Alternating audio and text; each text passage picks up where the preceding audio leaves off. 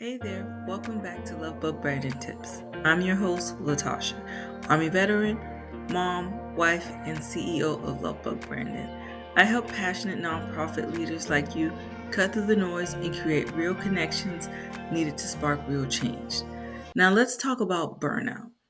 Burnout is real, especially in the nonprofit space where you're juggling passion, limited resources, and big expectations.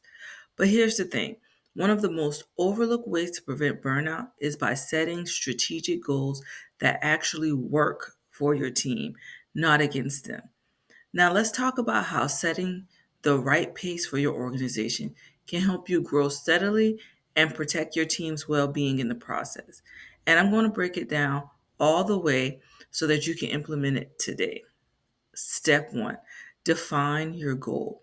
Start by being specific. I mean, really specific about what you want to achieve.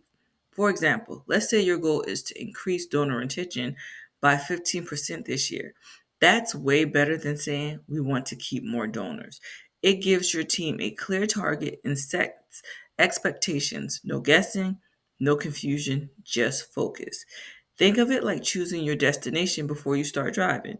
If you don't know where you're going, how can your team help you get there? Step two, break it down. Once you have your goal, break it into smaller steps that make sense for your team's workload and skill set. This is where most leaders skip ahead, and that's where burnout sneaks in.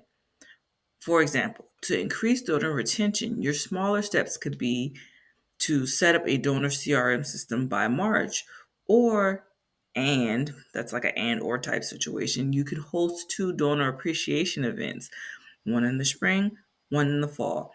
Then assign those tasks, maybe one to a developmental director. They can handle the CRM setup, and then the communications team can take the lead on events. Also, don't forget about resources. How much time will this take? What tools will you need? What's the budget? In this example, you might need $5,000 for CRM setup and staff training. This step ensures everyone knows who's doing what and what they need to succeed. That's how you avoid burnout and overload. Step three, make it measurable. You can't improve what you don't track. And be honest. How many goals have you set that were more just guesses than results?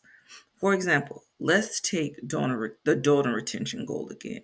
Say you're currently at 50%. Your goal is to hit 65 by the end of the year. That means you're looking for real progress, not just hope. Track monthly retention reports, use post event surveys, build a tracking system so your team sees how they're doing in real time. Progress builds morale, especially when they can see it. Step four, set checkpoints. Now, this one is a game changer. Schedule regular check ins to review progress and make adjustments. Not everything will go as planned, and that's okay. The point is to catch small issues before they become big ones. For example, if you are doing quarterly reviews, your Q2 checkpoint might show that your CRM engagement is low. That's fine. It could be a trainer issue. You could adjust the plan, but not the whole goal. Flexibility beats frustration every time. Be flexible. Now let's bring this all together. When you set strategic, measurable, and team friendly goals, you set the pace of your organization. And when that pace is right, your team stays motivated, focused, and most importantly, not burned out.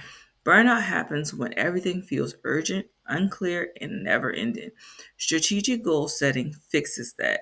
It gives your team direction, ownership, and breathing room.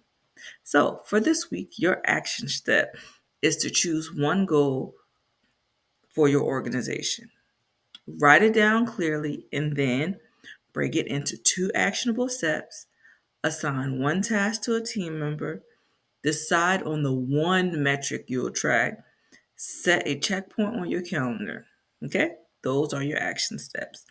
I want you to start small and build consistency. And remember, clarity leads to sustainability.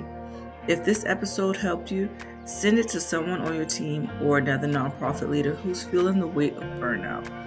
Let's grow together in a healthy way. Remember, do what you can with what you have, stay in your lane, and enjoy your journey. Until next time.